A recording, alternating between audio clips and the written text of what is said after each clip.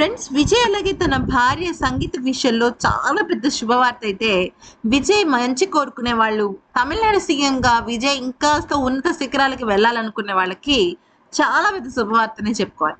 ఎందుకని అంటే విజయ్ అలాగే సంగీతలు ఇద్దరు కూడా గత కొద్ది కాలంగా దూరంగా ఉంటున్నారు.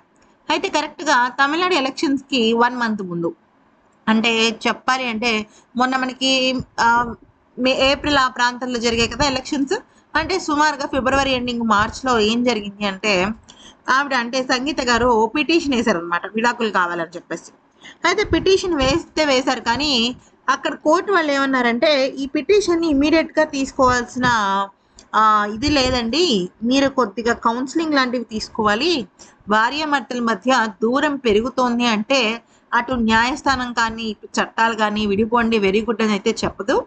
మీ ఇద్దరు కేవలం మానసికంగా దూరం అయ్యారు కాబట్టి, అంటే వాళ్ళు అంటే కొట్టుకోవడాలు, అంటే కొంతమంది భార్యాభర్తలు బాగా చేసుకోవటం అలాంటివన్నీ జరుగుతుంటాయి కదా, అలాంటివి ఏం లేవు కాబట్టి మీ మధ్య కొద్ది రకమైన దూరం ఏర్పడింది కాబట్టి మీకు కొంత టైం కోర్టు వాళ్ళు ఇస్తారు అని చెప్పడం జరిగింది.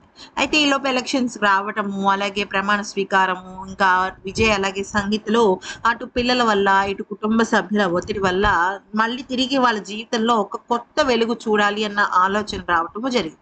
అయితే ప్రస్తుతానికైతే మాత్రం సంగీత గారు పిటిషన్ అయితే క్యాన్సిల్ చేసేసినట్టు చాలా గట్టిగా వార్త వినిపిస్తుంది. పిటిషన్ క్యాన్సిల్ చేసేసారు అంటే విడాకుల్ని రద్దు చేసినట్టే. అయితే ఈ విషయం మీద విజయ్ కూడా ఏమీ మాట్లాడలేదన్నమాట. ఒక మాటలో చెప్పాలంటే ఆయన చాలా హ్యాపీగా ఫీల్ అయ్యారు.